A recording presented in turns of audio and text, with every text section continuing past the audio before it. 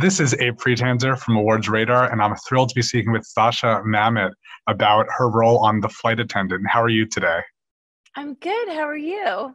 Good, good. I really love this show, and I especially love the character of Annie. Oh, good. I'm so pleased.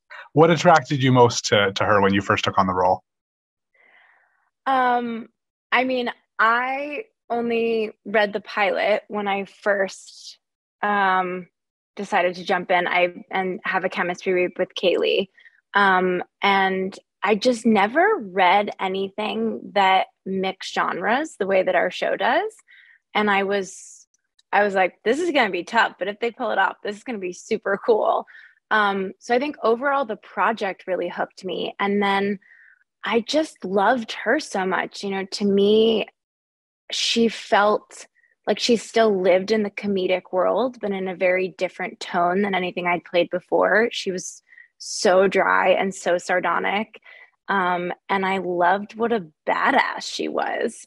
John Papsadera, our casting director, pitched her to me and he was like, she's a badass lawyer for the mob who is like normally wearing a Gucci blazer and is super funny and knows how to compartmentalize everything in her life. And I was like, sign me up, John. That's like, it just was, yeah, she sounded like a really layered character that I'd never played before.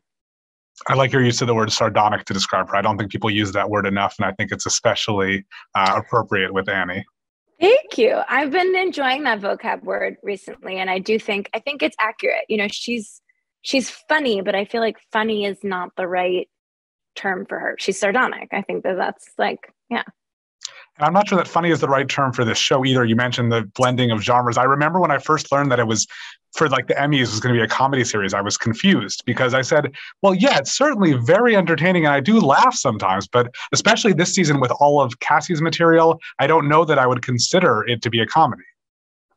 I know it's tough. I mean, we really walk the line of we're a genre bender for sure. And we had to fight last season to be considered as a comedy, but also I don't think we're a straight up drama either.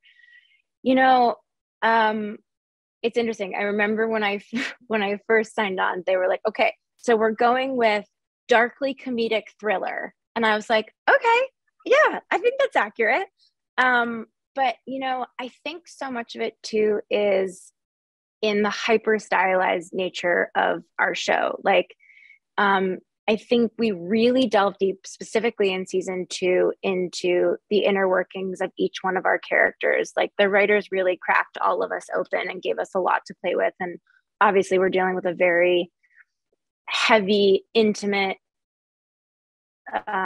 complicated topic of sobriety and addiction and familial trauma and all of that. But we're also like, our show is, it is so fast. And I think so much of that is in the brilliant work of our post department in terms of like the tiling and the split screen and the editing and the music. But we definitely are a very hyper stylized show and there's a lot of action that goes down.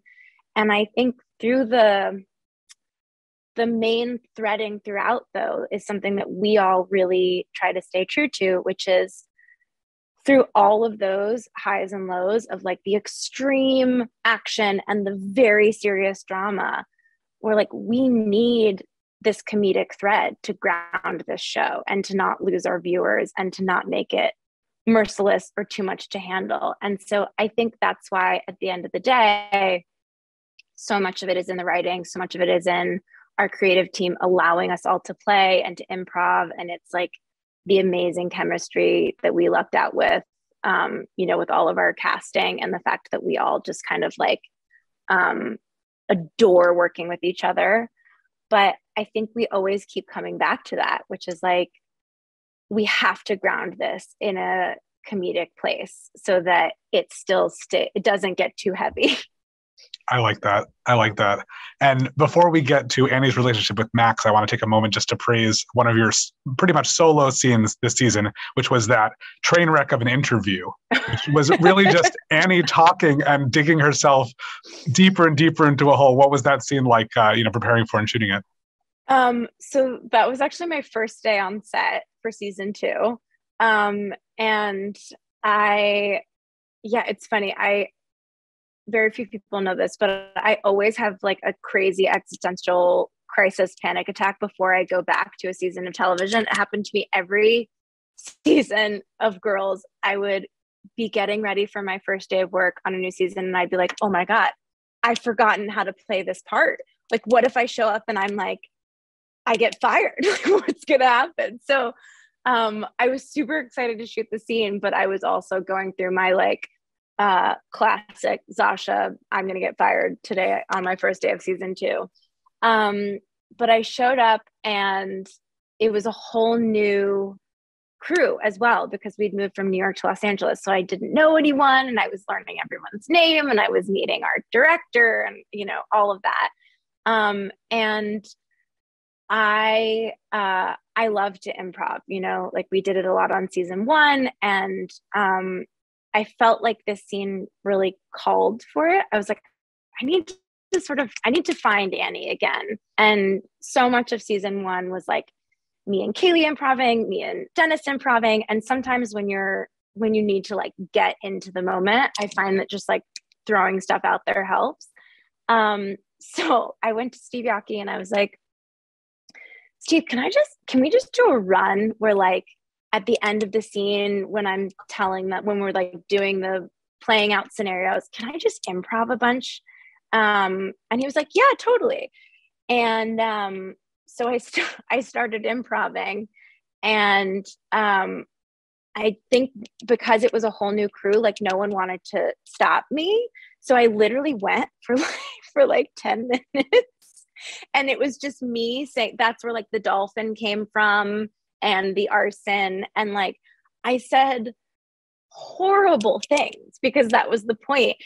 And it was my first day on set, meeting all of these new people. And granted, it's they get it. I'm improving, I'm making this shit up as the character, but I was saying awful stuff. I think I improved something I was like, look, if a child is of a certain age and you leave them in a car and they overheat, technically that's on them because it's their prerogative because they chose to stay in the car. And the whole crew, they called cut, I think, on that line. And the whole crew was just totally silent. So all I just say was it ended up being an exceptionally fun scene to shoot and a total icebreaker while I was getting rid of my nerves for the season. But it was a pretty ridiculous one, but it's always fun to shoot a scene where you comedically crash and burn. And I really do. I mean, it's terrific. I really like also the banter that you have with Dennis. I got to talk to him last week. And so first of all, I'm surprised, as I think most people are, that he's Australian. That's not something that we can tell from the, right? So that's definitely the biggest surprise. Who cares about what's happening on the show? That's the biggest shock with the flight attendant. No, yeah. But he does he always have an American accent when you're rehearsing and going through things? Yeah, it's funny. Sometimes, normally he'll stay in it throughout the day. Sometimes he'll break a little if we have a long, if we're on lunch or something. But I think he normally stays in it just because it's easier for him. But yeah, during rehearsal and I think I knew he was Australian. Because they told me when we started working together, but when he showed up on set the first day, I think he was speaking in an American accent, and it's so good. It's terrifying. It's terrifyingly good. Yeah, I think it surprises a lot of people also because his Australian accent is quite thick. It's no joke. It's not a sprinkle. He's an Aussie. So yeah, big reveal. Dennis is Australian. Well, you guys are really entertaining together, and it's a lot of fun to watch. Thank you. We have a lot of fun together. He very lovingly puts up with me, and I think I annoy the crap out of him, but after working together for 3.5 years, we have so much fun. We totally play. They let us go crazy. Like if you let us go, we'd improv for, half an hour, and you'd have to like literally be like they have to be like, the cameras are no longer rolling. Stop, you two. And we're like, okay, sorry. It's funny. Yeah. So I know there's no word yet, but would you be back for season 3 if it happened? I mean, if they asked me to, yeah. I think everyone's just kind of rolling with what's happening with season 2 right now. And it was a long shoot. It was a hard shoot, traveling through COVID. And we went bigger in like every which way. Like we definitely upped the ante a lot on this season, and there was a lot more things to blow up and cars to be chased. And so it was an intense shooting, 7 months of shooting almost. And so I think everyone's just kind of like enjoying the fruits of our labor. And then we'll dive into a season 3 or not. But I hope so. I mean, I selfishly, mostly just because I love working with all of those people so much. Well, I was also happy to see you in a 3rd season episode of another show I like a lot that's a genre bender, which is Dickinson. What was it like to return to that show for a brief appearance? It was so fun. I got the call that they wanted me to come back. And if it's like a testament to that show, I was like, my hair's a totally different color. Like they were like, doesn't matter. I had the best time on that show. Another total genre bender. I've just really lucked out in the last couple of years of getting to be on shows where I feel like play is so much a part of the ethos of the shows that we're making. And at the end of the day, obviously, like both shows have a very deep, serious core, are also very comedy driven, and have this like really heightened reality. And I think playing with all of those things as an actor is just kind of like the holy grail, Yeah, and I think while I've mostly seen you on television, I do always think about your role in The Boy Downstairs, which I think I saw at Tribeca a few years ago. Mm-hmm. Do you have films ahead in your future? I do. I have a bunch of stuff in development. I have a couple things that I'm attached to that are gearing up. I'm shooting an indie film in about a month in New York that I'm super excited about. Also, pretty crazy mixture of genres. I'd say, I won't say too much about it because I'm superstitious, but and it's not been announced yet. But I like to describe it as When Harry Met Sally in Space. That's a good enough tease. I don't know what that means, but I'm interested. I'll see it. But yeah, it's funny. I keep joking that this seems to be like the year of the film, maybe. I never set out to work in television, and then when I started out, just seemed to be the thing that came to me. But I've come to love it so much because I think there's a really special aspect as an actor to get to come back to a character that's allowed to grow, and to have to find that same person, but as they grow and change, is a really exciting challenge. And also just getting to work with the same people year after year, and your creative shorthand just becomes like, it's almost like you don't even have to speak to each other anymore. You just kind of know. And that's a really magical feeling as well. Well, it's a great experience to watch it also. And I'm looking forward to When Harry Met Sally in Space. I'll watch for the press release on that one and see if I can think I was like, oh, that's what she was talking. I assume there shouldn't be something else that's similar enough that I'll get confused.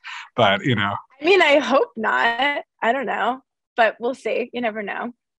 Well, good luck with that. It's so nice to talk to you. And I look forward to seeing more of what you do. Thank you so much. Likewise. Take care. Thanks. Bye.